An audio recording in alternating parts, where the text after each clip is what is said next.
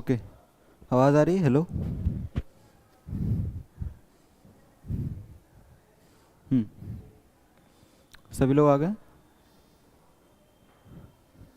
एक बार चैट में कंफर्म कर दीजिएगा, आवाज़ आ रही है सभी को? ऑडिबल?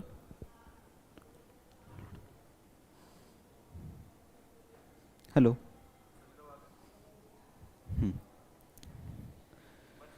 फाइन, आवाज़ okay?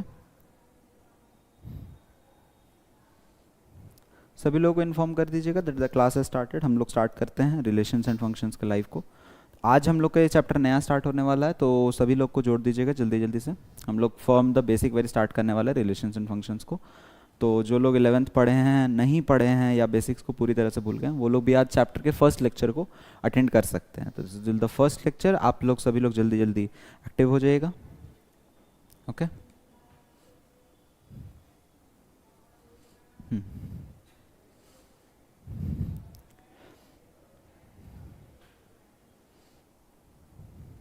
All right.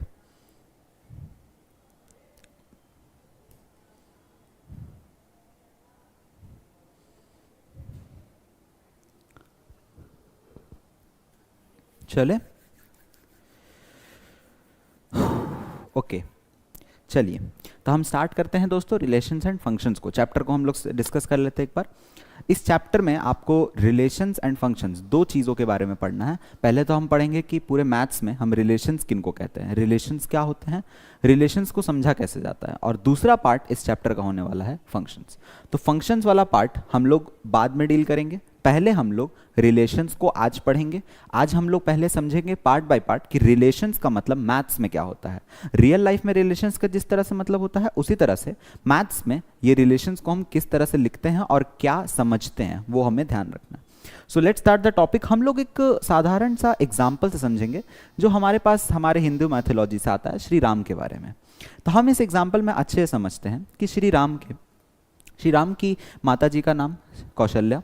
Shri Ram और श्री राम के चार भाई। तो हम सबके नाम के बारे में जानते हैं, श्री राम, लक्ष्मण, भरत, शत्रुघ्न, और इनके जो पिताजी थे राजा दशरथ।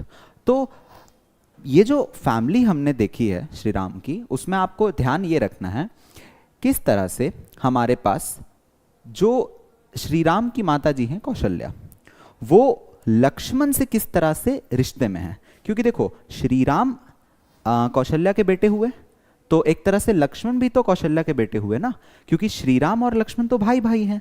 इसका ये मतलब हुआ कि कौशल्या श्री राम को भी जन्म दी है और कौशल्या ने लक्ष्मण को भी एक तरह से जन्म दिया है। तो आप बोल सकते हो कि यहाँ पर कि भाई भाई का रिश्ता है। और एक और बात है कि जो राजा दशरथ है, क्या वो सिर्फ राम जी से जुड़े हुए हैं? नहीं, वो यहाँ पर कौशल्या जी से भी जुड़े हुए हैं। कैसे रिश्ता है इन लोग का? पति पत्नी का। तो यहां पर आप बोल सकते हो कि हर एक इंसान जो इस फोटो में आपके पास मौजूद है, वो किसी ना किसी दूसरे इंसान के साथ रिश्ते में है। और किस तरह का रिश्ता है, तो आप हर एक इंसान को चुनो। जैसे आपने चुन लिया सीता को, तो सीता राम से तो जैसे संबंधित आप जानते ही हैं, पति पत्नी का रिश्ता है। बट वही हम कहते हैं कि लक्ष्मण से किस तरह से संबंधित है। तो श्री राम के भाई है ना लक्ष्मण, तो लक्ष्मण भी तो सीता से संबंधित हुए ना। मतलब कि श्री राम का रिश्ता सीता के साथ है, तो सीता का रिश्ता लक्ष्मण के साथ भी है, भरत के साथ भी है, शत्रुघ्न के साथ भी है। तो अगर मैं आपसे ये पूछूं कि यहाँ पर कोई भी, यहाँ पर किसी भी अगर मैं कैरेक्टर को चुन लेता हूं, तो क्या वो किसी दूसरे व्यक्ति के साथ कोई रिलेशन में है? तो आप तो बोलोगे कि बिल्कुल यहाँ पर रिलेशन तो है, यहाँ पर कुछ ना कुछ रिश्ता तो है। तो मैं क्या करता हूं, सभी लोगों को एक जगह पे इकट्ठा करता हूं। तो अभी मैं क्या करता हूं, मैं यहाँ पर राम, सीता, लक्ष्मण, मैं सारे भाइयों के नाम नहीं लिख रहा हूं, मैं एक ही भाई का नाम लिख रहा हूं, राजा दशरथ, और मैं एक ले लेता हूं कौशल्या। स्पेलिंग गलती होगी तो माफ कर देना। राम, सीता, लक्ष्मण, दशरथ, कौशल्या, हमने इन्हें क्या किया है, एक जगह पे सजा लिया है। अब ध्यान से सुनना बात को। अगर मैं ये पूछूं कि लक्ष्मण कौशल्या से है रिश्ता है, आराम से बन जाएगा। सीता किस तरह से दशरथ के साथ रिश्ते में है, वो भी एक रिश्ते में है। देख सकते हो, क्योंकि राम सीता के साथ है तो सीता दशरथ के साथ हुई, राम लक्ष्मण के साथ है लक्ष्मण कौशल्या के साथ हुई, कौशल्या राम के साथ है राम दशरथ के साथ है तो दशरथ और कौशल्या भी हुए। मतलब कि इस पूरे जगह में आप अगर कोई भी दो लोग को लेते हो, कोई भी दो लोग को, तो वो किसी ना किसी तरह से रिश्ते में बंधे हुए हैं। ये आप लोग को ध्यान में रखना है। इसी को हम कहते हैं रिलेशंस। रिलेशंस का मतलब रियल लाइफ में यही होता है कि कोई भी एक इंसान किसी दूसरे व्यक्ति के साथ किस तरह से रिश्ते में हो सकता है, किसी भी तरह का रिश्ता हो सकता है। मैं सिर्फ किसी पर्टिकुलर रिश्ते की बात नहीं कर रहा हूं, किसी भी तरह का रिश्ता हो सकता है। तो ये जो रिश्ता है ये मैथमेटिक्स में कैसे दिखता है, जैसे इंसान किसी दूसरे इंसान के साथ किसी रिश्ते में होता है, उसी तरह नंबर्स किसी दूसरे नंबर्स के साथ रिश्ते में होते हैं। और वो हम कैसे देखते हैं, ध्यान से सुनना। तो यहां पर मैं आप लोग को एक उदाहरण देता हूं, एग्जाम्पल को ध्यान से सुनिएगा सभी लोग। हमारे पास एक एग्जाम्पल है, तो एग्जाम्पल के लिए मैं क्या कर रहा हूं, मैं यहां पर ले रहा हूं 16, फिर मैं यहां पर ले रहा हूं 25, फिर मैं यहां पर ले रहा हूं 34। ये अब मैंने कुछ नंबर्स को सिलेक्ट किए हैं, मैंने इन्हें पेयर में लिखा है। इस पेयर को हम क्या बोलते हैं, ऑर्डर्ड पेयर। इसको हम क्या बोलते हैं, ऑर्डर्ड पेयर, ऑर्डर्ड पेयर। और ऑर्डर्ड पेयर हम लिखते हैं ए कॉमा बी। ए में हम नंबर डालते हैं, बी में भी हम नंबर डालते हैं। तो ये 3 ऑर्डर्ड पेयर हुए, 1 2 3 ऑर्डर्ड पेयर। अब ध्यान से सुनो, ये जो मैंने नंबर चुने हैं 1 और 6, इन दोनों को जोड़ के देखो। मतलब आप यहां पर 1 और 6 को जोड़ के देखो तो यहां पर कितना आ रहा है आपके पास, 7 आ रहा है। फिर आप इन दोनों नंबर को जोड़ के देखो, तो इन दोनों नंबर को जोड़ के देखोगे तो क्या आ रहा है आपके पास, 7 आ रहा है। फिर इन दोनों नंबर को जोड़ के देखो, तो इन दोनों नंबर को आप जोड़ के देखोगे तो क्या आ रहा है आपके पास, 7 आ रहा है। मतलब कि मैं यहां पर जो भी दो नंबर्स ले रहा हूं उन दोनों का जोड़ने पे आंसर 7 ही आ रहा है।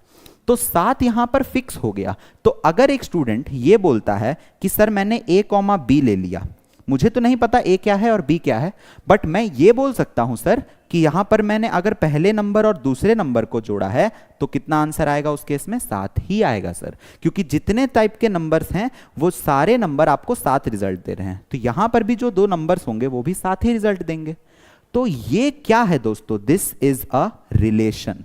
ये एक रिलेशन कहलाता है। रिलेशन में हम इस तरह के नंबर्स को लेते हैं जो किसी रिलेशन को डिफाइन कर पाए। रिलेशन मतलब कुछ और कुछ को जोड़ने पे, घटाने पे, मल्टीप्लाई करने पे, डिवाइड करने पे, या किसी तरह के मॉड या कोई भी एक मैथमेटिकल ऑपरेशन रखने से कुछ ना कुछ एक फिक्स नंबर या रिलेशन बनता है, या रिलेशन बन सकता है। आप इसे ऐसे भी लिख सकते हो कि a का वैल्यू जो यहां से आएगा वो b को उधर भेज दो, 7 माइनस b। तो ये भी क्या है दोस्तों, ये भी एक रिलेशन है, ये भी एक रिलेशन है। क्योंकि आप देखो, आप 3 किसके जगह रख रहे हो, a के जगह रख रहे हो, तो आप यहां पर 3 रखो, तो 3 रखोगे तो यहां पर 7 है, और b के जगह आप क्या रखोगे, यहां पर क्या रखोगे तो 3 आएगा, तो यहां रखना होगा 4।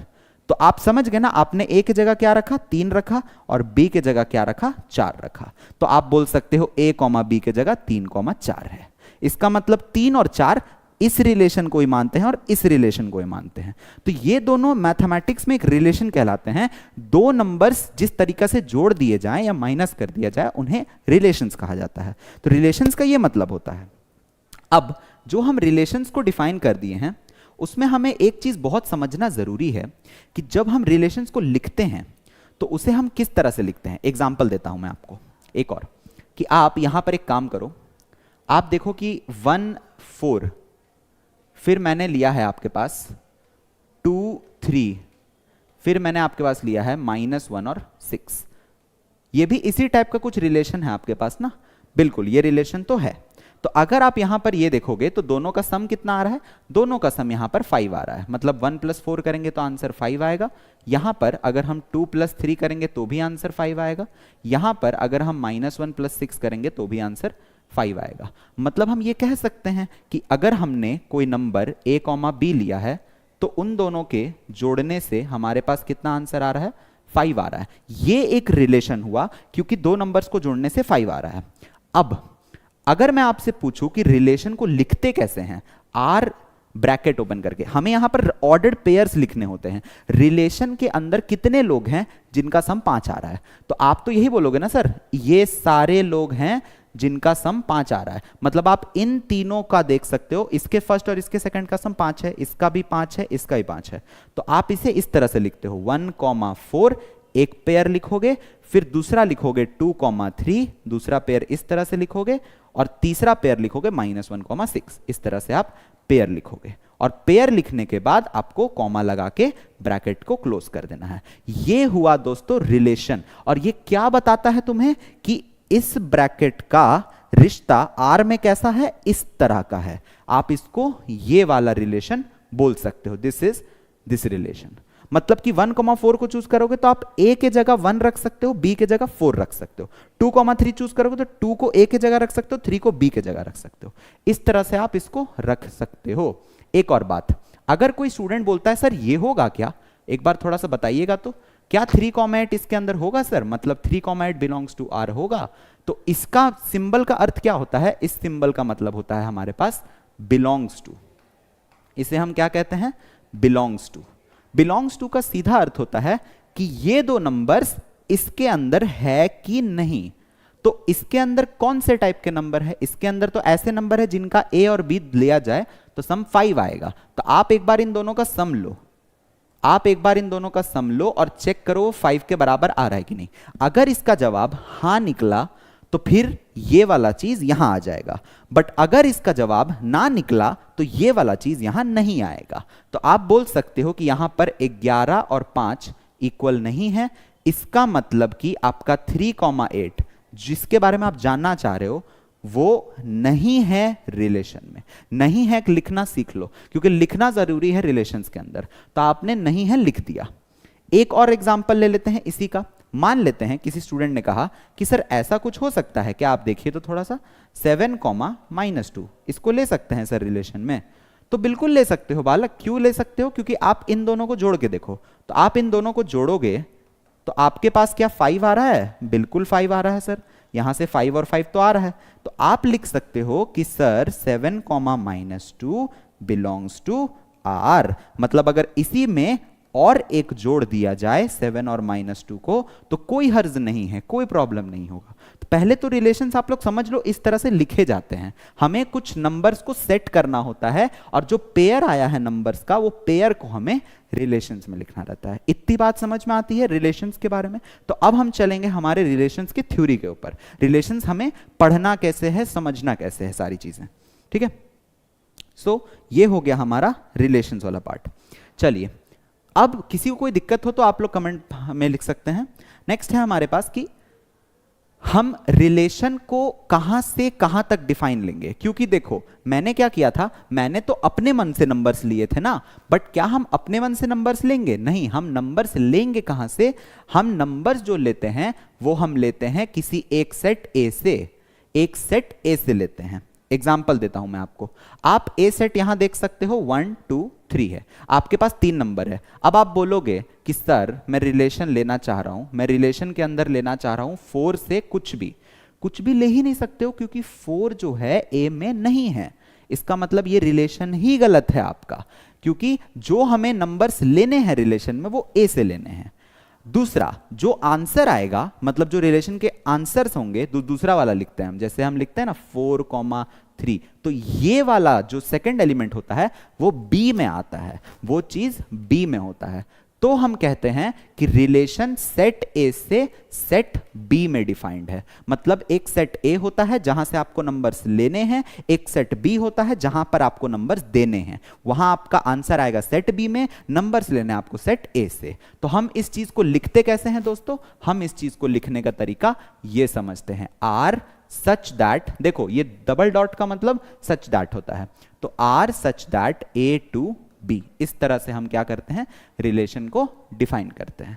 Relation A R such that A to B. Next, अगर हम कोई भी रिलेशन लिख रहे हैं तो रिलेशंस एक्चुअली में होते क्या हैं दोस्तों?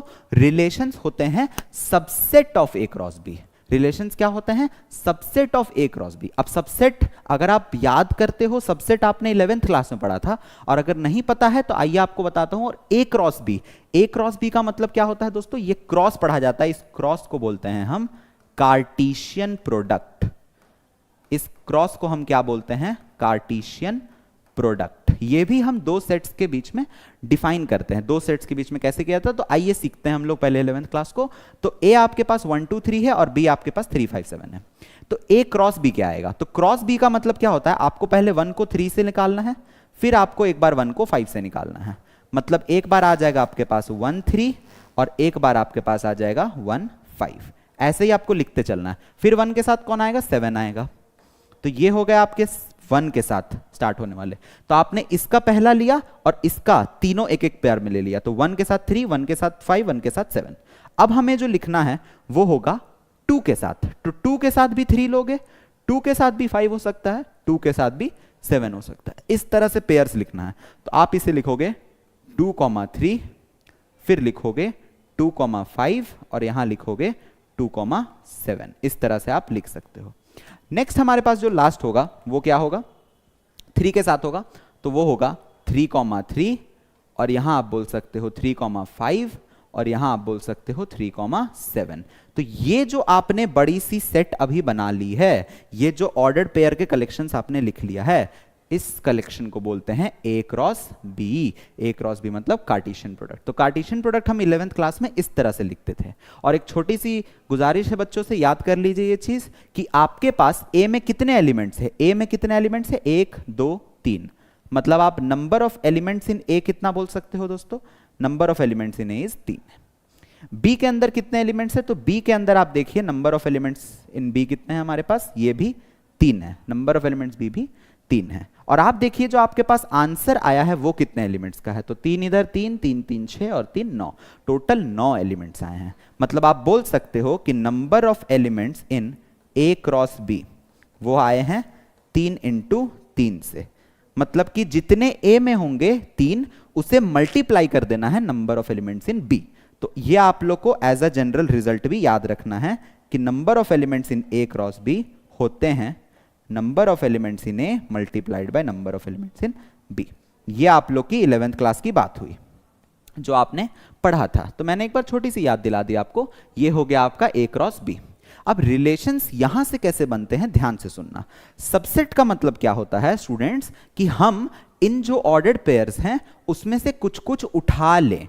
अब कुछ कुछ का मतलब कुछ भी हो सकता है कि आप 1 उठा लो आपकी मर्जी हो गई, 2 उठा लो आपकी मर्जी हो गई, 3 उठा लो आपकी मर्जी उठा लो, नहीं उठाना है मत उठाओ, सब उठाना है सब उठाओ, जैसी आपकी मर्जी। तो आप किसी भी 3 को उठा सकते हो, किसी भी एक को उठा सकते हो। मैं एक एग्जांपल ले रहा हूं दोस्तों, मैं ले रहा हूं यहां पर देखो 1 5 उठा हुआ है, मतलब यहां से 1 5 आ गया, ठीक है।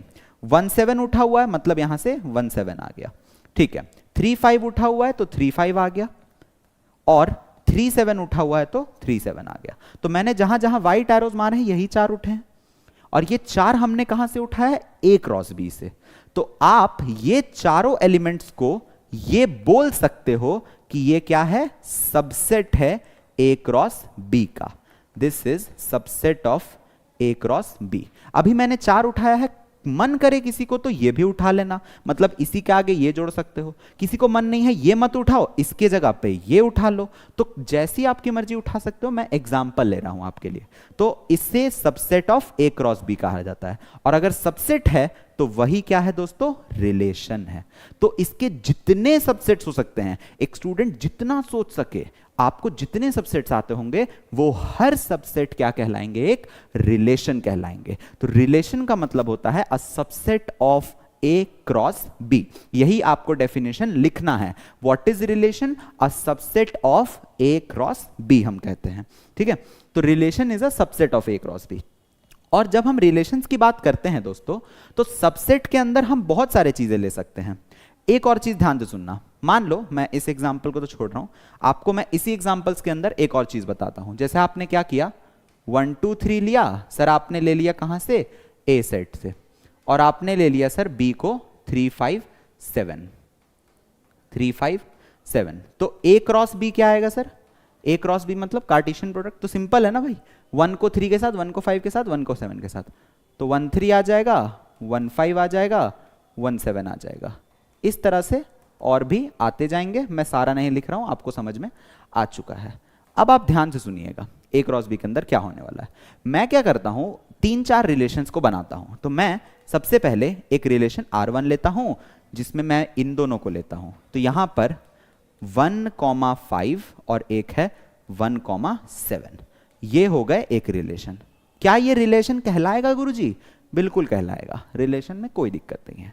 अब मैं एक काम करता हूं, R2 ले लेता हूं। R2 जो है मेरे पास इसी के अंदर कहीं ना कहीं सर 2, 5 भी आ रहा होगा। हाँ देख सकते हो आ रहा है, क्योंकि 2 वहां से और 5 यहां से आ जाएगा सर। सर 2, 3 आ जाएगा सर। हाँ 2 और 3 भी बन जाएगा, 2 का पेयर 3 के साथ भी बन जाएगा। सर 2 का पेयर 7 के साथ बन जाएगा। हाँ सर बन जाएगा, कोई दिक्कत नहीं है। और बनाते हैं सर, 1, 3 ले सकते हैं। हाँ सर ले सकते हैं। 1, 7 ले सकते हैं। हाँ सर ले सकते हैं। 3, 3 ले सकते हैं। हाँ सर ले सकते हैं। 3, 7 ले सकते हैं। हाँ सर ले सकते हैं। तो ये जो बड़ा सा मैंने अभी सेट बनाया है, क्या ये रिलेशंस कहलाएगा सर? रिलेशंस तो कहलाएगा। यहां पर भी ये रिलेशंस है। तो relations is a subset of A cross B, मतलब आप कुछ भी ले सकते हो ए क्रॉस बी में से, कोई आपको बंदिश नहीं है। अगर आपकी मन करे तो आप कुछ लो ही मत, R3 को ले लो, दिस इज एम्प्टी, मतलब इसके अंदर कुछ भी नहीं है, दिस इज ब्लैंक। तो आप बोल सकते हो कि यहां पर R3 जो है ये वाली चीज, ये भी आप क्या करोगे, नहीं भी ले सकता, आपकी मर्जी पे है। तो रिलेशंस इन्हीं का नाम है। आई होप आप लोग सभी कोई समझ गए होंगे। This is a subset of A cross B. अब हम आते हैं दोस्तों हमारे डोमेन और कोडोमेन वाले चीज पे। तो डोमेन और कोडोमेन हम किसे कहते हैं, ध्यान से सुनना। तो जैसे हमने यहां पर क्या लिया है, मैं इस चीज को थोड़ा सा मिटा रहा हूं आपके लोगों के लिए। अब आप इस चीज को ध्यान से समझिएगा कि यहां जो मैंने नंबर्स लिए हैं, आप नोटिस कीजिए, मैंने जो पहला नंबर लिया वो क्या है, 1, यहां पर लिया है 1, यहां पर लिया है 3, यहां पर लिया है 3। सर आप और नहीं ले सकते थे? आप और भी तो ले सकते थे सर, आपके पास तो 1, 2, 3 था, आपने 2 क्यों नहीं लिया? तो नहीं लिया, वो मेरी मर्जी है। मैंने इस तरह से आपको कार्टेशियन प्रोडक्ट के सबसेट्स बनाए हैं। तो अब मैंने 1 लिया और 3 लिया है, तो जो आपने लिया है सर, जो आपने डाला है इनपुट में, उसे हम कहते हैं डोमेन। जो हमने रिलेशन के एलिमेंट्स को स्टार्ट किया है, पहला एलिमेंट को बोलते हैं डोमेन। और मेरा बात याद रखना सभी स्टूडेंट्स कि डोमेन हमेशा ए से आता है रिलेशन में। Domain comes from A, domain comes from A. Relation में डोमेन जो होता है वो ए से आता है।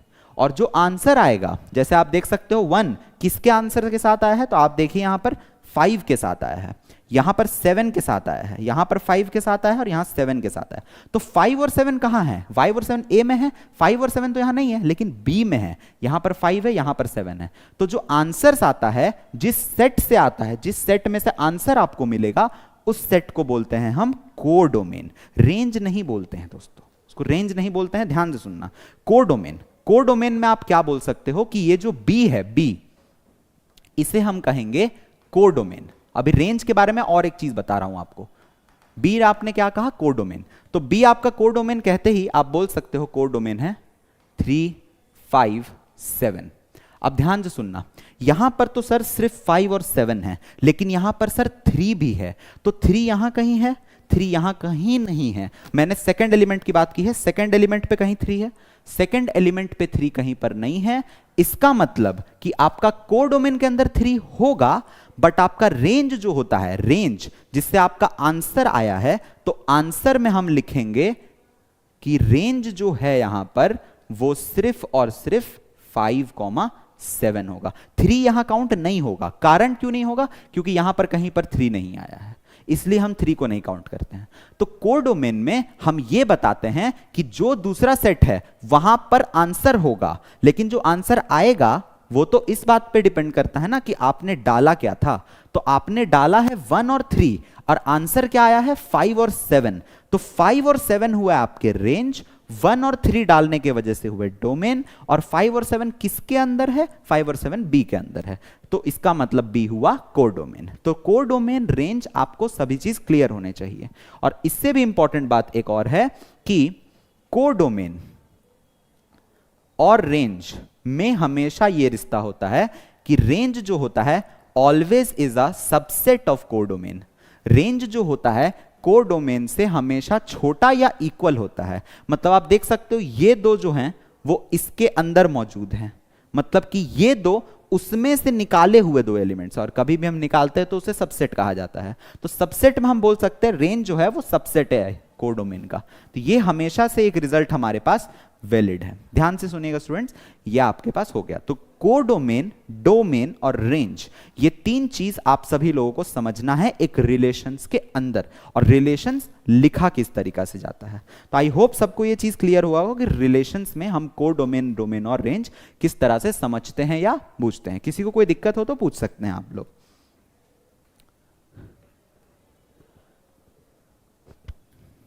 चलिए, नो प्रॉब्लम, चलिए आगे। ओके, चलिए लेट्स मूव फर्दर। तो हमारे पास अब कुछ रिलेशंस आते हैं, ध्यान से देखिएगा। A123 है, B1357 है। तो आप सबसे पहले A क्रॉस 3 लिखिए। तो A क्रॉस 3 में हमारे पास क्या हो जाएगा, A क्रॉस B में आप सभी को जानते हैं इस तरह के पेयर्स होते हैं, 1,3 हो जाएगा, 1,5 हो जाएगा, वगैरह वगैरह चीजें आप लिख लीजिएगा इन्हें। ये रिलेशन आपको बोर्ड पे लिखा हुआ दिख रहा है। अब हमें क्या करना है, हमें बताना है कि इसका डोमेन क्या होगा। मान लो किसी से क्वेश्चन पूछा गया कि इसका डोमेन लिख के बताइए सर। तो डोमेन क्या होगा दोस्तों, देखिए आपने 1 डाला है, हाँ सर डाला है, 1 डाला है, दोबारा नहीं लिखेंगे, 3 डाला है, हाँ सर डाला है, 3 ले दोबारा नहीं लिखेंगे। तो डोमेन हो जाएगा 1,3। ये हो गया आपका डोमेन, सिंपल है। ये किसका डोमेन है, ये डोमेन है रिलेशन का, डोमेन ऑफ आर लिख सकते हो। और क्या लिख सकते हैं सर, और आप बताइए सर कोडोमेन क्या होगा। सर इसका कोडोमेन बता दीजिए हमको। तो कोडोमेन ऑफ रिलेशन आप सीधा देखोगे कि रिलेशन कहां से कहां की ओर गया है। तो यहां आप देख सकते हो कि रिलेशन जो है वो अगर A क्रॉस B पे है तो इसका मतलब A से डिफाइन होकर B पर गया है। इस तरह से एरो में हम रिप्रेजेंट करते हैं, और जो ये दूसरा एलिमेंट होता है वही होता है दोस्तों कोडोमेन। तो यहां कोडोमेन हो जाएगा B सेट, जिसे हम लिख सकते हैं दैट इज 3, 5, 7। इस तरह से हमने B सेट को डिफाइन किया। लास्ट हमारे पास बचता है दोस्तों रेंज। लास्ट हमारे पास क्या बचता है दोस्तों, रेंज। तो रेंज क्या होगा, रेंज इसके अंदर हो जाएगा, तो दूसरा में आया है, तो दूसरा में आया 5, 7, 5, 7। तो रेंज हो जाएगा दोस्तों 5,7। अब क्या 5,7 के साथ 3 भी आएगा, तो 3 नहीं आएगा। क्यों नहीं आएगा, क्योंकि यहां पर 3 नहीं आया है, सेकंड पोजीशन पे यहां पर 3 नहीं आया है, तो उसे हमें नहीं लेना है। तो इस तरह से डोमेन, कोडोमेन और रेंज, तीन आपके पास चीजें होती हैं, डोमेन, कोडोमेन और रेंज। तो इस रिलेशन के साथ आप एग्जाम्पल को समझ गए होंगे। आई होप किसी को कोई प्रॉब्लम तो वो पूछ सकते हैं, ठीक है। चलिए लेट्स मूव। अब हम आगे बढ़ते हैं। डोमेन, कोडोमेन, रेंज के साथ साथ हमें और कुछ रिलेशंस को समझना है।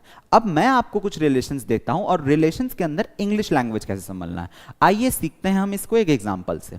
तो एग्जांपल क्या है दोस्तों, कि आपके पास एक सेट है जो कि है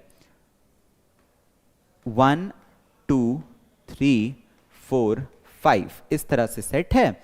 और बी आपके पास एक सेट है जो कि है 1, 2, 3, यह आपके पास सेट है।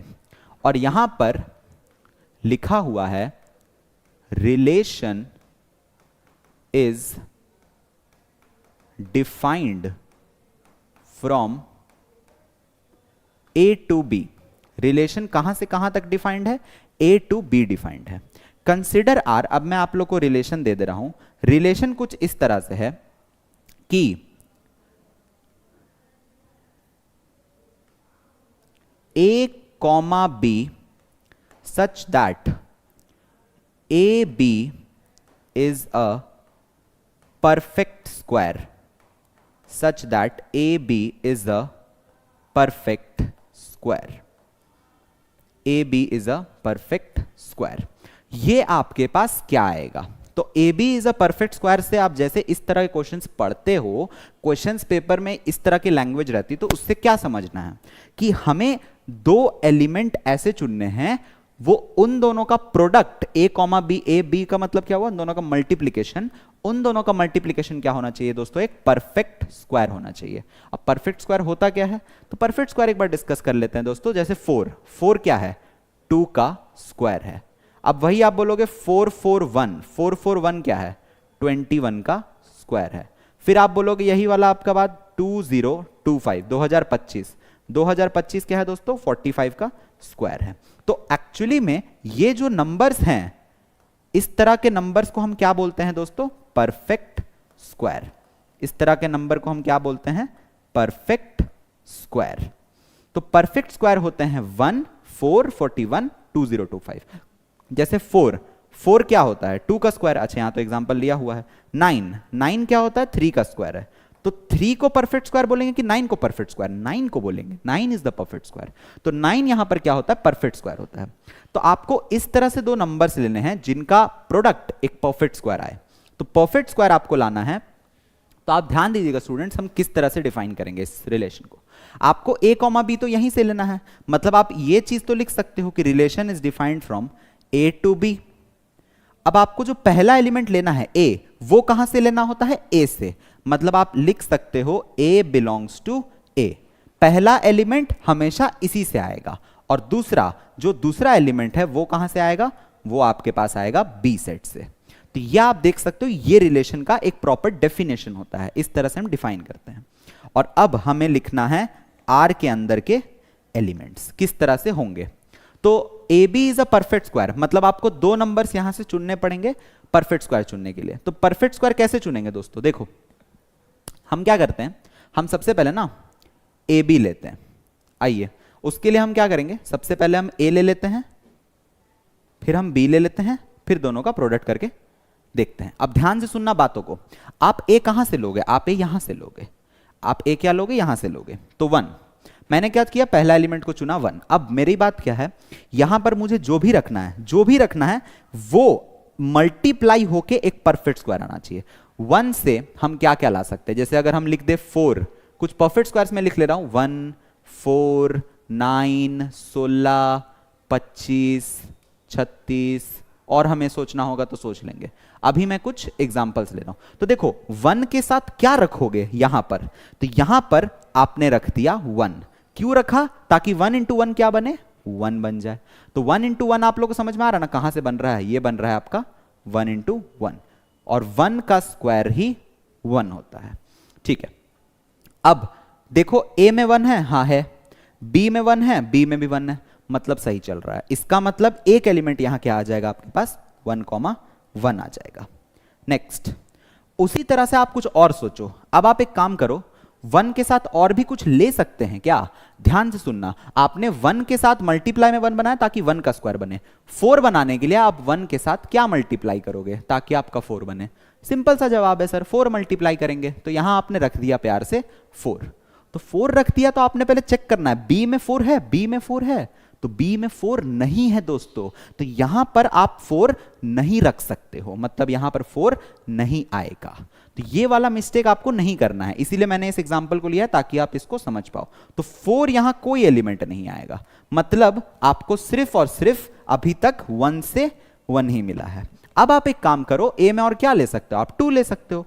2 से स्टार्ट करो, 2 से देखो, तो 2 में आप ऐसा क्या मल्टीप्लाई करोगे तो 1 आएगा, क्योंकि पहला परफेक्ट स्क्वायर तो 1 है, तो 1 लाने के लिए तो आप क्या मल्टीप्लाई करोगे 1/2। अब 1/2 को यहां डालोगे तो 1/2 किसके अंदर होना चाहिए, B के अंदर। यहां कहीं 1/2 है, तो 1/2 तो नहीं है, तो सर ये भी गलत हो जाएगा हम लोग का। तो सर फिर क्या डालेंगे, 2 में क्या मल्टीप्लाई करेंगे सर, तो क्या आएगा 4 आएगा। तो ये 4 लाने के लिए आपको क्या मल्टीप्लाई देना चाहिए 2, तो यहां आप दे दोगे 2। तो यहां आप बोल सकते हो B के अंदर 2 आ जाएगा। अब B के अंदर 2 है, हाँ है, तो इसका मतलब एक और एलिमेंट यहां जुड़ जाएगा 2,2। इस तरह से आप डिफाइन करते हो प्रोसेस को। तो इस तरह से आपको कुछ रिलेशंस लिखने होता है। अगर आपको पूरा लिखना है तो that will take time, but विश्वास करो इसी चीज को सीखना है आपको। अगर आप इस चीज को सीख लेते हो तो आपका माइंड जो है जल्दी मेकअप होगा कि कितने जल्दी केसेस को हम बना पा रहे हैं। तो अभी मैं आपको समझा रहा हूं, इसीलिए आपको टाइम लग रहा है कि केसेस सोचना है। स्पीड सोचोगे तो कोई प्रॉब्लम नहीं होगा। जैसे चलिए डिस्कस करते हैं, 2 के साथ और कुछ ले सकते हैं सर, तो 2 के साथ अब हम लेना चाहें तो सर 9 तो बनेगा नहीं सर 2 के साथ, क्योंकि 2 के साथ किसका मल्टीप्लिकेशन 9 आएगा सर 9/2 का, 9/2 तो है नहीं, तो बात तो यहीं खत्म हो गई। चलिए इसको हटा देते हैं। तो सर दूसरा क्या ले सकते हैं 2 के साथ ताकि आपका आ जाए, तो दूसरा ले सकते हैं सर आप 16 लाने के लिए। तो 16 लाने के लिए आप क्या लीजिएगा सर 8। लेकिन 8 में तकलीफ क्या है, क्योंकि 8 यहां है ही नहीं। 8 आप जैसे ही यहां डालोगे that is not present in B, मतलब 8 में आप बोल सकते हो कि यहां पर 2 के साथ और कोई एलिमेंट नहीं आएगा। तो 2 के साथ और कोई एलिमेंट नहीं आएगा तो 2 का चैप्टर क्लोज हो गया। इसके बाद आप 2 को चेक नहीं करोगे क्योंकि और बड़े बड़े नंबर्स आएंगे। नेक्स्ट हम एलिमेंट डिस्कस करते हैं दोस्तों 3 के बारे में। तो यहां हम ले लेते हैं 3। चलिए 3 का पेयर 1 के साथ तो कोई बनने से रहा, 4 के साथ बनने से 9 के साथ बन सकता है क्योंकि 3 के टेबल में 9 आता है। तो अगर आप यहां ध्यान दोगे तो 3 को किससे मल्टीप्लाई करोगे तो 9 आएगा। सिंपल सा जवाब है सर, 3 से मल्टीप्लाई करेंगे। तो इसका मतलब हम बी में 3 ले सकते हैं। हाँ सर, बी में 3 तो ले सकते हैं और बी में 3 है सर, जो आप लेंगे तो यहां पर 3 है। इसका मतलब आप यहां पर एक और एलिमेंट ले लोगे 3,3। इस तरह से आपका आंसर आ जाएगा। तो ये हो गया आपका फाइनल सेट। इसके बाद हम और चेक नहीं करेंगे। क्यों नहीं करेंगे? क्योंकि आप जैसे ही जाओगे 4 पे तो 4 के साथ तो कोई ऑप्शन है नहीं दोस्तों। 4 का पेयर तो 16 के साथ बनाना होगा, ये लोग को तो बनेगा नहीं। लेकिन एक और ऑप्शन है, 1 मिनट रुकना। 4 को हम ऐसे लिख सकते हैं कि 4 के साथ क्या मल्टीप्लाई करेंगे तो 1 आ जाए। एक स्टूडेंट ने हमें पूछा कि सर 4 के साथ क्या मल्टीप्लाई करें तो 1 आ जाए। तो 4 के साथ मल्टीप्लाई करेंगे 1/4, तो 1/4 तो है नहीं, कट गया। बट 4 के साथ क्या मल्टीप्लाई करेंगे तो सर 4 आ जाए अपने में। 4 के साथ क्या मल्टीप्लाई करेंगे तो 4 आ जाए। तो 4 के साथ क्या मल्टीप्लाई करेंगे? 1 मल्टीप्लाई करेंगे। तो यहां पर आप रख दीजिएगा 1। अब 1 आपके पास है। इसका मतलब 4,1, क्योंकि देखो a, b लिखना होता है। हमेशा मैंने a, b लिखा, यहां a, b रहता है। तो आप क्या यहां से लिखोगे? यहां से आएगा एक 4,1 भी आएगा। अभी इस तरह से सोचना रहता है, ठीक है। तो पहले 16 आपने सोचा, आप 16 के लिए तो जाओगे नहीं ना, क्योंकि 16 के पास तो ऐसा केस है ना, 4 into something is equal to 16। तो 4 तो आप ले नहीं सकते हो क्योंकि 4 पे प्रॉब्लम हो जाएगा। आप लेते हो क्या हो? अगला एलिमेंट आप लोगे यही, सिंपल है 5। तो 5 के साथ ऐसा क्या लोगे ताकि आपके पास क्या बने? 1 बने। 1 बनने का चांस नहीं है, 4 बने, नहीं चांस है। 9 बने, नहीं चांस है। 16 बने, नहीं चांस है। 25 बने, लग रहा है चांस है, बना लेते हैं, ठीक है। 5 के साथ क्या मल्टीप्लाई करेंगे तो 25 बनेगा। सिंपल सा जवाब है सर, 5 बनाना होगा। अब 5 है बी में, 5 तो यहां है ही नहीं, तो 5 है नहीं तो हम चेक नहीं करेंगे। तो 5 के साथ कोई एलिमेंट नहीं आएगा, मतलब ये आखिरी है और यहां आपका सेट हो जाएगा क्लोज। तो अगर कोई पूछेगा दोस्तों यहां पर आपके पास नंबर ऑफ एलिमेंट्स कितने हैं, क्योंकि कई बार ये सवाल कॉम्पिटिटिव सेक्शन के अंदर आता है, नंबर ऑफ एलिमेंट्स कितने हैं, तो आर के अंदर नंबर ऑफ एलिमेंट्स कितने हो जाएंगे? 4 एलिमेंट्स हैं। 4 एलिमेंट्स यहां से हैं। कैसे सेट के अंदर? ए से बी डिफाइंड के अंदर। तो आपको बहुत सारी चीजें यहां से समझ में आई होंगी कि किस तरह से मैं डील कर रहा हूं। रिलेशन को पढ़ करके समझना पड़ता है कि किस तरह के नंबर्स लाने हैं। लेना कहां से है? डोमेन से। देना कहां पे है? कोडोमेन में। मतलब पहला एलिमेंट डोमेन से आना चाहिए, दूसरा एलिमेंट कोडोमेन से आना चाहिए। और जो आंसर इस रिलेशन के सेटिस्फाई में होगा, इस रिलेशन को सही साबित करेगा, उसी नंबर्स को आपको यहां पर रिलेशंस में लेना है और आप कोई नए नंबर्स को नहीं ले सकते हो प्रोडक्ट में। तो ये होता है दोस्तों आपको रिलेशन एंड फंक्शंस का बेसिक पार्ट, जो कि आपको समझना होता है। इस तरह से हम डिफाइन करते हैं रिलेशंस को। तो यहां तक किसी को कोई प्रॉब्लम हो तो आप पूछ सकते हैं किस तरह का हम रिलेशंस को डिफाइन करते हैं। तो अब मुझे लगता है कि रिलेशंस की डेफिनेशन आपको समझ में आ गई होगी कि डोमेन, कोडोमेन, रेंज और किस तरह से हम एलिमेंट्स को लिखते हैं अच्छे से।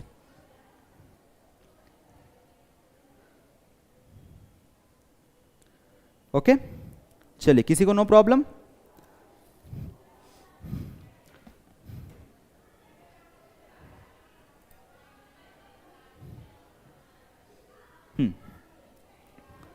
चले, लेट्स डिस्कस अहेड। चले आगे, चलिए, कोई प्रॉब्लम नहीं है, आगे बढ़ते हैं। तो यहां पर एक और इलस्ट्रेशन है, बट अब हम चलते हैं, डिस्कस करते हैं दोस्तों types of relation. Types of relation को हम डील करते हैं। अब हमें पढ़ना है कितने अलग अलग प्रकार के रिलेशंस होते हैं। तो अब हम पढ़ेंगे दोस्तों कि रिलेशंस कितने कितने टाइप के होते हैं। तो इसके अंदर आपको थोड़ा सा एक्स्ट्रा ज्ञान भी मिलेगा, ध्यान से आप लोग सुनिएगा और नोट डाउन करते चलिएगा। सबसे पहले हम पढ़ेंगे दोस्तों एम्प्टी रिलेशन। हम सबसे पहले पढ़ेंगे एम्प्टी रिलेशन। एम्प्टी रिलेशन क्या होता है? जिसमें हम एक एलिमेंट लेंगे 1 3 5 और रिलेशन जो है वो इस तरह से डिफाइंड है आपके पास कि रिलेशन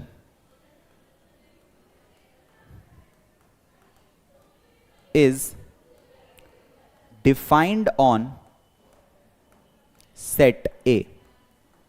अगर आपके पास एक ही सेट मौजूद है, एक ही सेट है, क्वेश्चन में और कुछ भी नहीं लिखा है, तो आप समझ जाना वो सेट ए पे है, क्योंकि यहां तो मैंने दो सेट लिए थे ना, ए और बी, इसलिए आप डिफाइन कर रहे थे कहां, ए टू बी, तो आपने ऐसे लिखा था ए एरो बी पे। लेकिन अब हमारे पास क्या है, रिलेशन ए पे डिफाइंड हो रहा है, तो आप यहां ये बोल सकते हो कि are such that A to a, ये हो गया आपका रिलेशन डिफाइन। इस तरह से आपने क्या कर दिया, रिलेशन को डिफाइन कर दिया।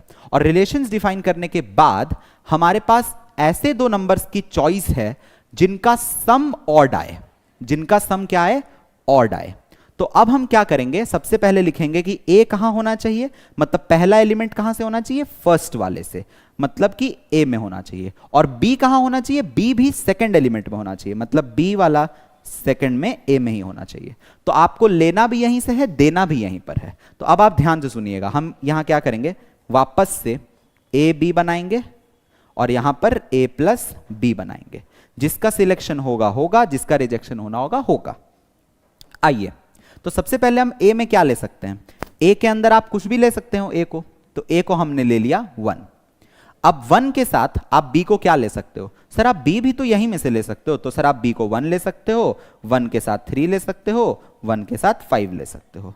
तो 1 के साथ 1 लोगे तो आंसर कितना आएगा, दोनों को जोड़ना है, इन दोनों को क्या करना है, जोड़ना है। ध्यान से देख सकते हो ना, बीच में प्लस है, तो इन दोनों को जोड़ेगा तो 2 आएगा, इन दोनों को जोड़ेगा तो 4 आएगा, इन दोनों को जोड़ेगा तो 6 आएगा। अब ये 3 नंबर्स में से ऑड कौन सा है, क्योंकि जो यहां पर ऑड होगा वही इसमें होगा, वही रिलेशंस के अंदर होगा। तो यहां पर ऑड कौन सा नंबर है, ऑड तो कोई भी नहीं है ना सर, क्योंकि ना 2 ऑड है, ना 4 ऑड है, ना 6 ऑड है।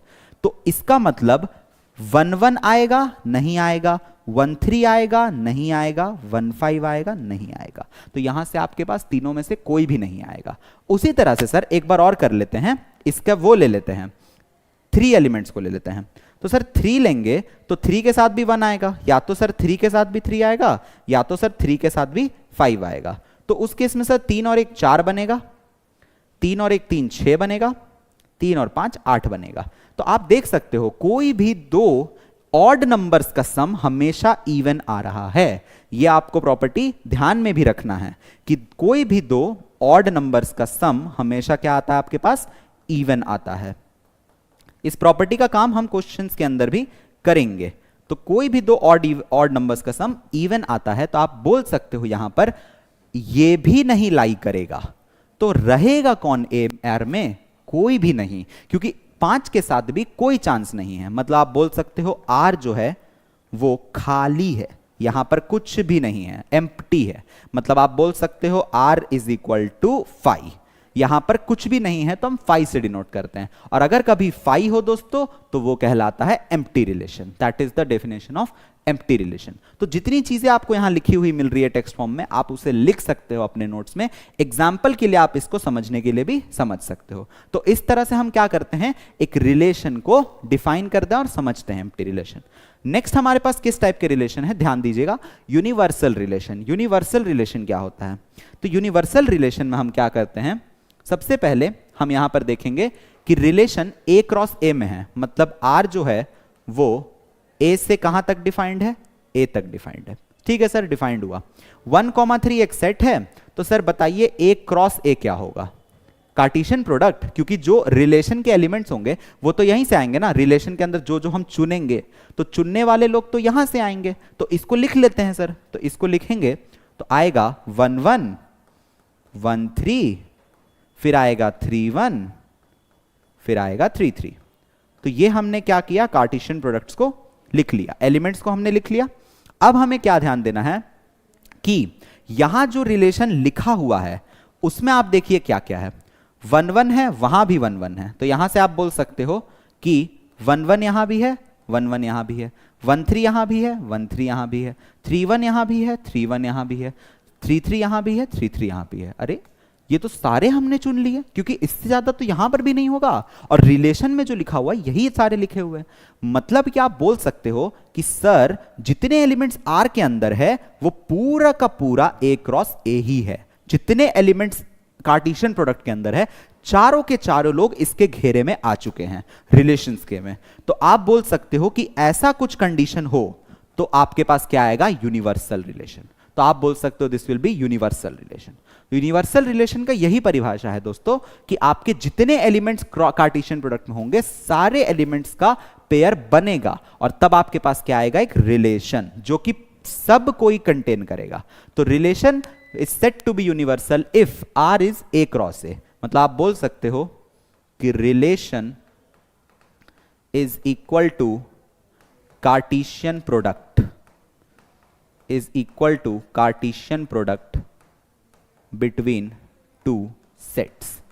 ये हो गया आपका रिलेशन यूनिवर्सल। अगर ऐसा कुछ सिचुएशन होता है मैथ्स में तो वो यूनिवर्सल रिलेशन कहलाता है। आइए हम आगे बढ़ते हैं दोस्तों। नेक्स्ट हमारे पास हमारा 12th क्लास का पहला टॉपिक है जिसे हम कहते हैं रिफ्लेक्सिव रिलेशन। तो यहां पर हमारे पास ऐसा रिलेशन है जिसे हमें बुक्स के अंदर सबसे पहली बार पढ़ाया जाता है। तो आप रिफ्लेक्सिव रिलेशन को बिल्कुल कान खोल करके ध्यान से सुनिएगा।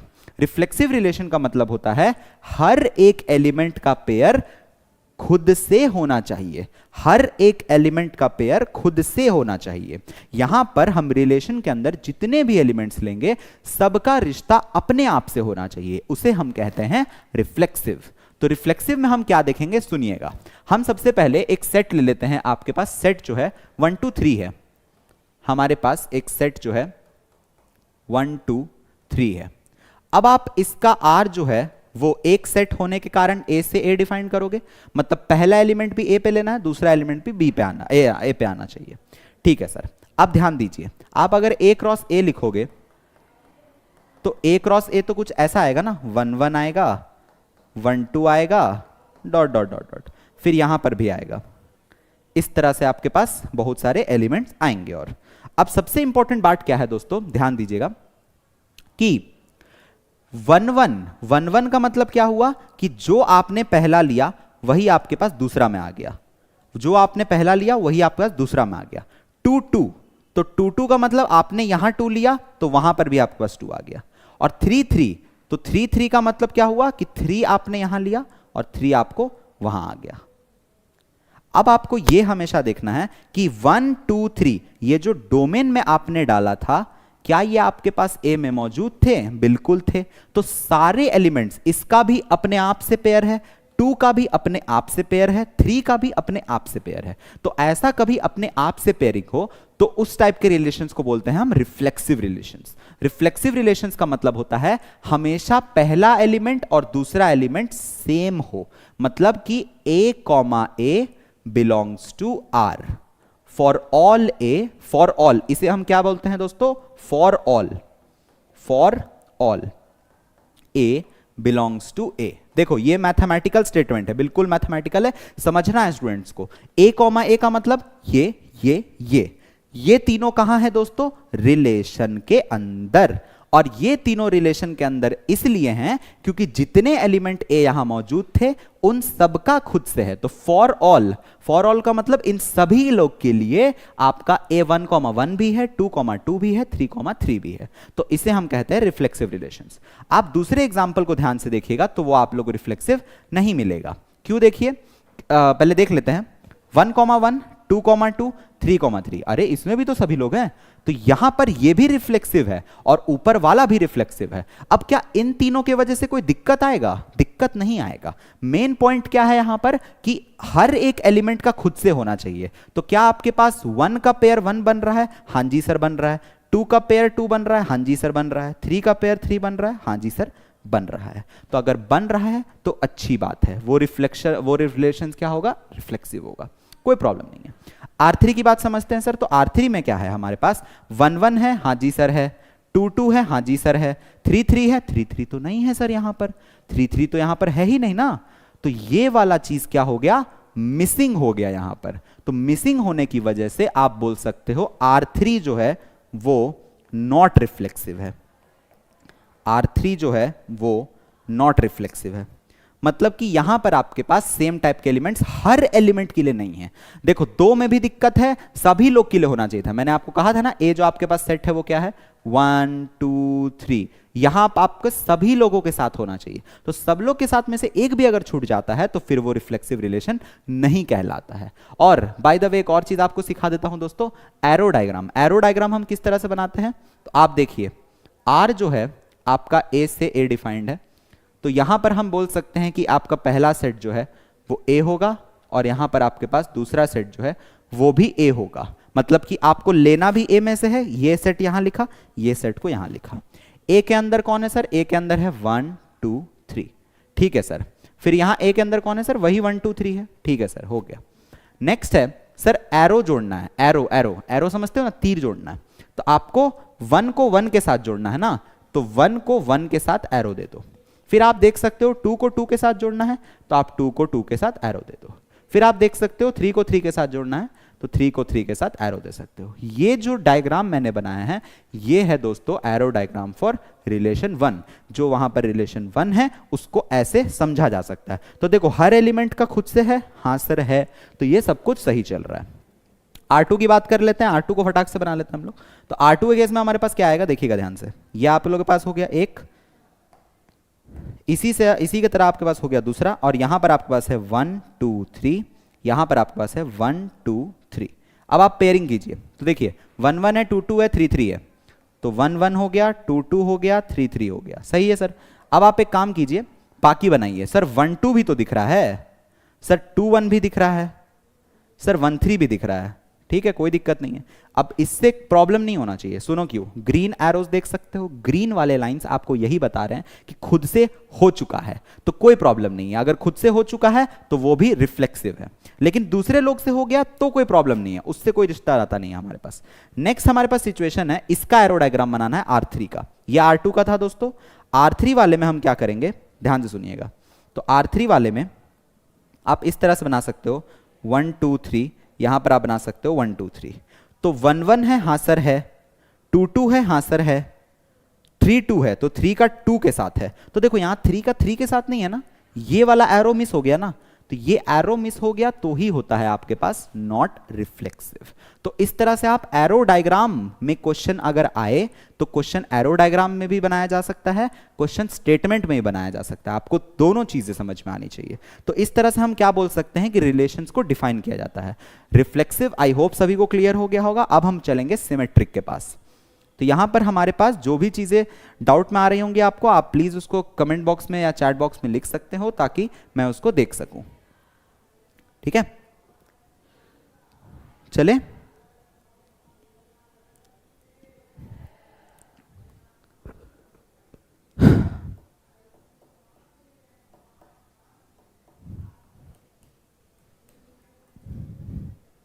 चलिए let's take up the next example. Next type of relation हमारे पास सिमेट्रिक रिलेशन है। तो सिमेट्रिक रिलेशन हमारे पास किस टाइप का रिलेशन होता है? एक सिमेट्रिक रिलेशन क्या होता है? सिमेट्रिक रिलेशन में हम इस टाइप के रिलेशंस देखते हैं। देखिए अगर आपके पास 2,3 है, वो आपके पास एक आर में है, कोई दिक्कत नहीं है। इसी को उल्टा कर दो, मतलब 2,3 लिखा हुआ है, आप इसे ऐसा लिख दो 3,2, और 3,2 आपका क्या है? आर के अंदर है।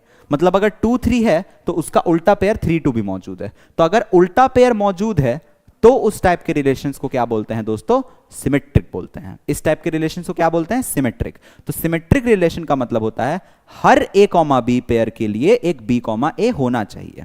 अब यहां पर एक स्टूडेंट्स को ध्यान से समझना है कि हर a, b के लिए b, a होना चाहिए। तो मैं सबसे पहले आपको समझाता हूं दोस्तों रिलेशन 1 एग्जांपल देखिए। तो रिलेशन 1 के अंदर हमारे पास क्या है? 1 1 है ना। तो सबसे पहले मैं यहां क्या बनाऊंगा? a, b, और यहां मैं बनाऊंगा b, a। और मैं क्या करूंगा? अभी प्रेजेंट एब्सेंट का गेम खेलूंगा। प्रेजेंट एब्सेंट से समझना आप। तो प्रेजेंट एब्सेंट का आपके पास क्या कहानी है? a, b। तो a और b आपके पास 1 1 हुए, ठीक है सर, हुए। अब सोच के देखो, अगर ये a, b है तो b, a क्या बनेगा? b के जगह 1 है, a के जगह 1 है, तो b, a क्या बन जाएगा? 1, 1। ये प्रेजेंट है, हाँ। इसी के अंदर, इसके अंदर ये प्रेजेंट है, हाँ। ये प्रेजेंट है, हाँ, वही खुद है, तो ये तो खुद हुआ। और एक रिलेशन लिखो सर, 2, 1 लिखो। तो 2, 1 लिखोगे, यहां पर है, हाँ है सर। इसका उल्टा करो, इसका उल्टा क्या हो जाएगा? 1, 2। 1, 2 है सर, 1, 2 यहां कहीं दिख रहा है आप लोग को? 1, 2। तो 1, 2 नहीं है तो आप बोल सकते हो ये रिलेशन आपके पास नॉट सिमेट्रिक है। This is not symmetric. समझे दोस्तों? सभी एलिमेंट्स के लिए आपको क्या करना है? चेकिंग करना है कि ये रिलेशन सिमेट्रिक है कि नहीं है। तो तो अभी तो आप पार्ट बाय पार्ट केसेस को समझ रहे हो। उसी तरह से आप देखिए R2 के अंदर हमारे पास क्या सिचुएशन है। तो R2 के अंदर हम बनाएंगे एक A कॉमा बी पेयर, फिर हम बनाएंगे एक B कॉमा ए पेयर। तो ध्यान से समझिएगा।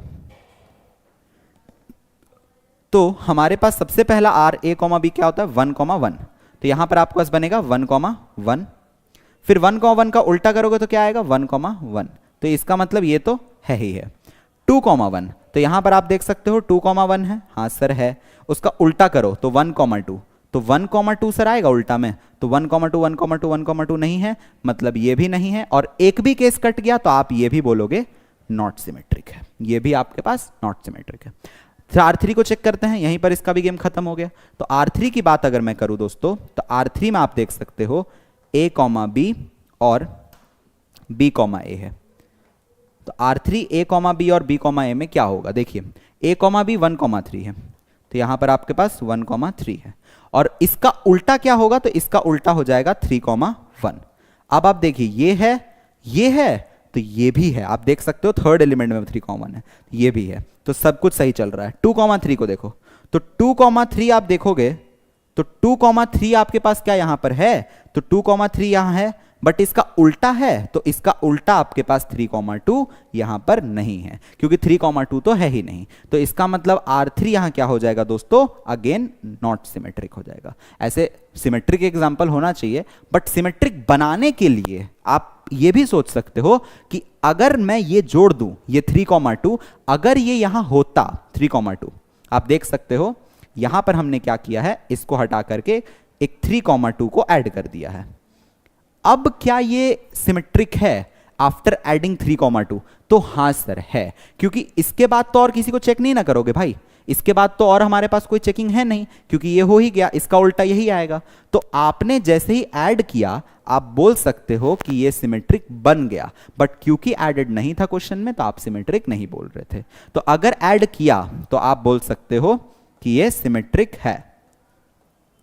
If added 3 comma 2 then symmetric.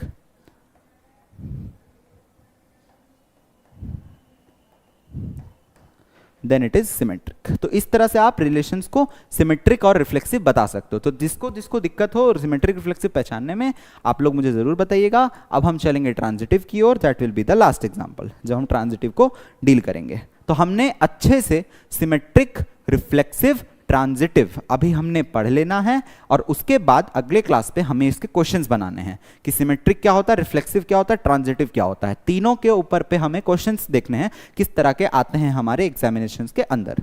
तो यहां तक जिसको किसी को भी कोई दिक्कत हो तो वो पूछ सकते हैं।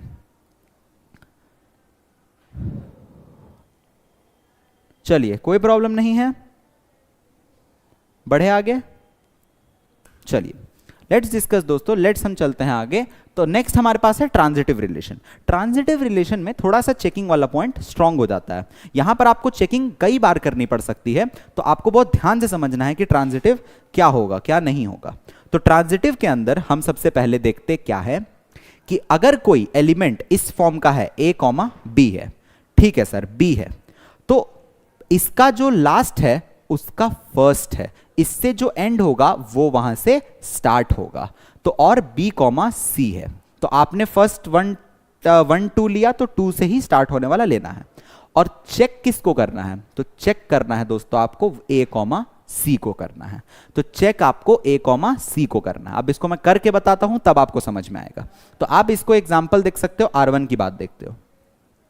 R1 की बात देखी जाए तो मैं यहां आपको समझाने के लिए 3 एलिमेंट्स बनाऊंगा, a कॉमा बी बनाऊंगा, फिर मैं b कॉमा सी बनाऊंगा, फिर मैं c कॉमा ए बनाऊंगा। ठीक है सर, हम क्या करेंगे, हम सबसे पहले देखेंगे प्रेजेंट एब्सेंट। प्रेजेंट एब्सेंट, अब ध्यान से सुनना, प्रेजेंट एब्सेंट में ही आप लोग को क्लियर होगा कॉन्सेप्ट। सबसे पहले आप देखो a कॉमा बी, तो पहला यहां a कॉमा बी कौन है, 1 कॉमा 2 है, तो सर आप लिख दीजिए 1 कॉमा 2। अब ध्यान से सुनना, आपको यहां 2 सेट मिल रहा है ना 2, तो आपको जो अगला यहां से चुनना है ना, वो चुनना ऐसा है कि 2 से स्टार्ट हो। तो जैसे आपने चुन लिया 1 कॉमा 3 चुन लिया, 1 कॉमा 3 आप नहीं चुन सकते हो, क्यों, यहां 1 से स्टार्ट हो रहा है और यहां 2 से स्टार्ट करना है, तो ये चुन ही नहीं सकते हो, ये यहां लिख ही नहीं सकते हो। आपको क्या लिखना पड़ेगा, 2,3, क्योंकि 2 से स्टार्ट होने वाले एलिमेंट्स लेना है, तो 2,3। पहले तो आपने चुन लिया भाई, हाँ ये भी रिलेशन में है, ये भी रिलेशन में है। अब चेकिंग किसको करना है, तो चेक करना है दोस्तों ए को और सी को, तो 1 और 3 का पेयर बनाओ। अच्छा सी कॉमा है, गलती से मैंने लिख दिया, यहां पर ए कॉमा सी होना चाहिए, तो यहां पर होगा 1,3। इस तरह से आपको चेक करना है। तो आप देख सकते हो 1,3 यहां पर है कहीं, 1,3 1,3, हाँ है, 1,3 भी है, इसका मतलब 1,3 भी है। इस तरह से आपको चेकिंग करना होता है कि हर ए कॉमा बी का बी कॉमा सी के साथ पेयर बनाना है, और पेयर अगर बन गया तो बनने के बाद ए और सी को चेक करना है। सिंपल सी बात है। चलिए इसको थोड़ा जल्दी जल्दी करते हैं। तो यहां पर हमारे पास क्या आएगा, नेक्स्ट एलिमेंट लेते हैं, 1 2 हमने ले लिया, अब 2 3 लेते हैं, एक एक करके चेक करना है ना, तो 2 3 ले लेते हैं। तो 2 3, तो 3 हमने सेट किया, अब 3 से स्टार्ट कौन हो रहा है, तो 3 से स्टार्ट देखो 3 2 हो रहा है, तो 3 2 को ले लेते हैं, तो 3 से स्टार्ट 2 हो रहा है। अब आप देखिए 2 2 आ गया है, ए के जगह पे ए 2 आ गया है, सी के जगह पे 2 आ गया है, मतलब आपको क्या चेक करना पड़ेगा, 2 2 चेक करना पड़ेगा, ये है कि नहीं, क्योंकि ये तो है, ये तो है, ये है यहां पर 2 2 है यहां पर, तो 2 2 तो नहीं दिखाई दे रहा है, तो इसका मतलब ये कट गया। और एक केस भी कटता है दोस्तों, तो आप बोल सकते हो कि ये आपके पास नॉट ट्रांजिटिव है। ये क्या है आपके पास, नॉट ट्रांजिटिव है, दिस इज नॉट ट्रांजिटिव। आइए आगे बढ़ते हैं दोस्तों, नेक्स्ट सिचुएशन हमारे पास जो है उसको समझते हैं। R2 की बात करते हैं, 2 3 3 1 है, तो 2 3 3 1 है, तो आप R2 की बात करोगे तो आपके पास पहला बनेगा 2 3, ठीक है सर, है 3 से स्टार्ट होने वाला, 3 से स्टार्ट होने वाला एक ही है सर, तो 3 से स्टार्ट होने वाला 3 1 है सर, है ये भी। लेकिन अब जो ए और सी के जगह बैठा है, ए के जगह 2 है, सी के जगह 1 है, तो आप बोल सकते हो यहां पर बनेगा 2 1। सर ये है, ये यहां पर आप लोगों को दिखाई दे रहा है 2 1 है, तो 2 1 नहीं है। इसका मतलब आप बोल सकते हो R2 जो है वो ट्रांजिटिव नहीं है, R2 भी नॉट ट्रांजिटिव वाली सिचुएशन में।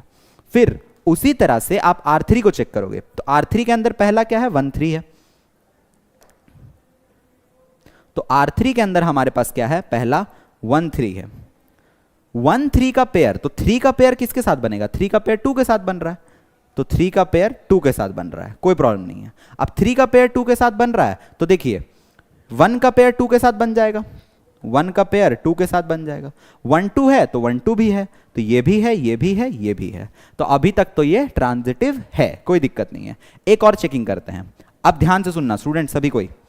अब हम क्या करेंगे, 1 3 हो गया तो 1 2 चेक करेंगे, 1 2 चेक करेंगे। तो सबसे इंपॉर्टेंट बात कि जैसे ही हमने 1 2 चेक किया, क्या 2 से स्टार्ट होने वाला कोई एलिमेंट यहां है, 2 से स्टार्ट होने वाला कोई एलिमेंट है, तो 2 से स्टार्ट होने वाला कोई एलिमेंट आपके पास नहीं है।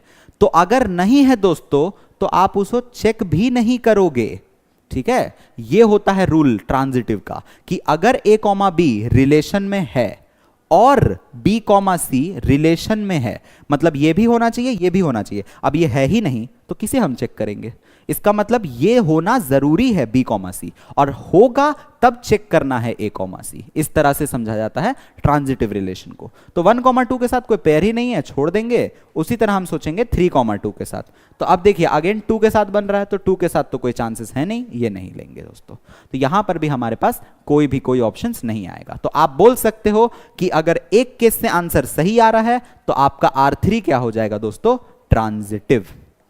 R3 क्या हो जाएगा दोस्तों, ट्रांजिटिव, R3 हो जाएगा ट्रांजिटिव। इस तरह से आप ट्रांजिटिव रिलेशंस को पकड़ते हो। तो ट्रांजिटिव रिलेशंस को पकड़ने का तरीका थोड़ा सा मॉडिफाइड है, वो है ए कॉमा बी करो, बी कॉमा सी करो, फिर ए कॉमा सी चेक करो। तो अगर ये होगा तो ये होना चाहिए, और ये है तो इसे चेक करना पड़ता है। ये आपको हर एलिमेंट्स के लिए बारी बारी करना पड़ता है, और कभी कभी हम स्टेटमेंट्स में भी इसको बना सकते हैं। तो स्टेटमेंट्स वाले क्वेश्चंस हम लेंगे नेक्स्ट क्लास में। तब तक के लिए अभी किसी को भी डाउट हो तो आप पूछ सकते हैं।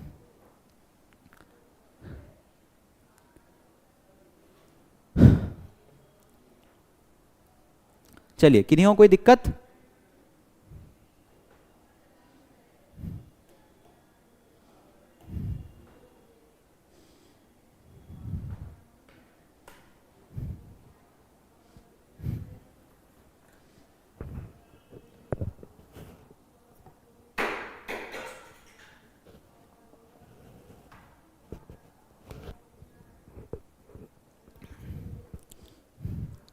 ओके किसी को कोई दिक्कत नहीं है? चलिए, सो हमारे पास यहाँ एक बात बहुत ज़रूरी है कि हमने पढ़ा क्या क्या आज। तो आज की चीज़ों को हम एक बार वाइंड अप कर लेते हैं दोस्तों। शुरू हमने किया था एक्सप्लेनेशन रिलेशन का, किस तरह के होते हैं, कोई भी दो लोग या कोई दो नंबर्स मैथ्स में रिलेटेड होते हैं। तो रिलेटेड मतलब एक रिलेशन होता है, कुछ ना कुछ plus minus multiply division type की चीजें होती हैं। दूसरी बात कि हम एक रिलेशन में कहां से कहां डिफाइन करते हैं, डोमेन से कोडोमेन तक। कोडोमेन सेकंड सेट होता है, डोमेन वो होता है जिनको हमने लिया है, और जो हमारे आंसर्स आए हैं उनको हम क्या बोलते हैं, रेंज बोलते हैं। तो रेंज हमारे all set of output values होते हैं।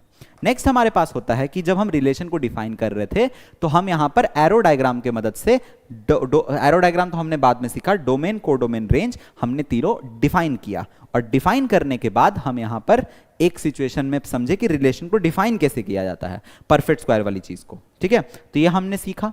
दूसरा हमने क्या सीखा, types of relation. Empty relation क्या होता है, जिसमें कोई भी ना आए। आप देख सकते हो यहां पर कोई भी नहीं आया था हमारे पास, क्योंकि दो ऑड नंबर्स का सम हमेशा इवन होता है, और लाना ऑड था तो ऑड आना पॉसिबल नहीं है। यूनिवर्सल रिलेशन क्या था दोस्तों, अगर ए क्रॉस ए के सभी लोग उसी रिलेशन के अंदर आ जाए तो वो यूनिवर्सल रिलेशन हो जाता था। नेक्स्ट हमारे पास था रिफ्लेक्सिव। रिफ्लेक्सिव में हमने देखा ए कॉमा ए होना चाहिए, खुद का पेयरिंग खुद से होना चाहिए, ए कॉमा ए टाइप का।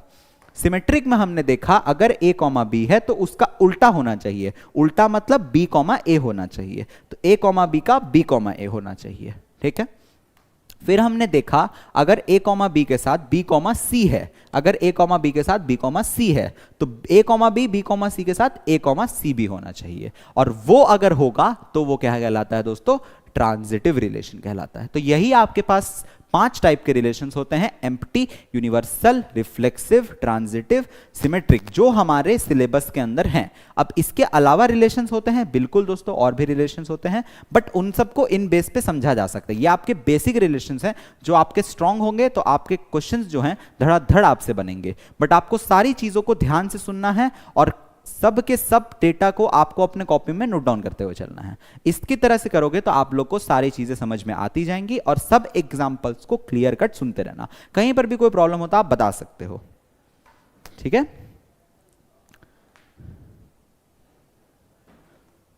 आकर्ष sir, which class 11 subjects do I have to study chapter 1 of class 12? तो देखिए, रिलेशंस एंड फंक्शन समझने के लिए, तो जैसे हम फंक्शंस के अंदर डील करेंगे, तो फंक्शंस के अंदर हमारे पास कुछ पॉलिनोमियल ग्राफ्स होते हैं, क्यूबिक के ग्राफ होते हैं, स्क्वायर के होते हैं, स्क्वायर रूट के होते हैं।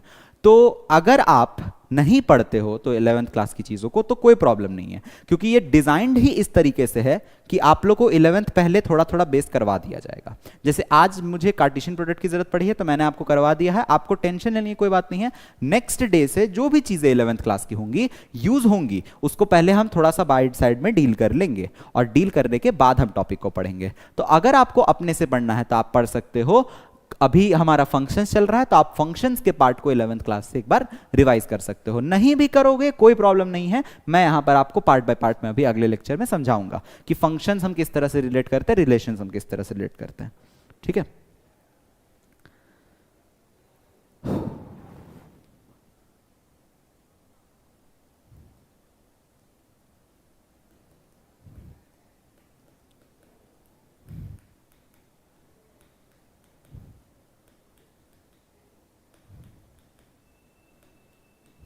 किसी और को कोई तकलीफ?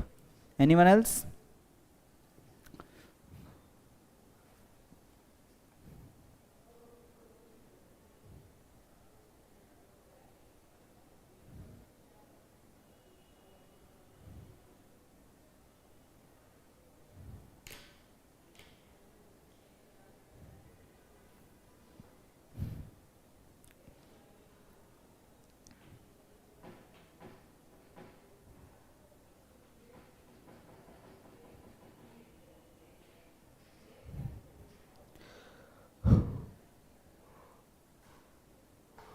चलिए, किसी को कोई प्रॉब्लम नहीं है? चले, मिलते हैं आप लोगों से जल्दी सभी दोस्त। सेकंड लेक्चर के साथ हम करेंगे रिफ्लेक्शंस रिलेशंस के अंदर रिवीजन। तो हमारे पास सिर्फ क्वेश्चंस होंगे बनाने को, थ्योरी आप इस लेक्चर से चाहे तो रिवाइज कर सकते हैं, अपने दोस्तों तक पहुंचा दीजिएगा ये लेक्चर। नेक्स्ट लेक्चर से हम रिवीजन करेंगे हमारे पास। ठीक है, see you meet you again, bye bye.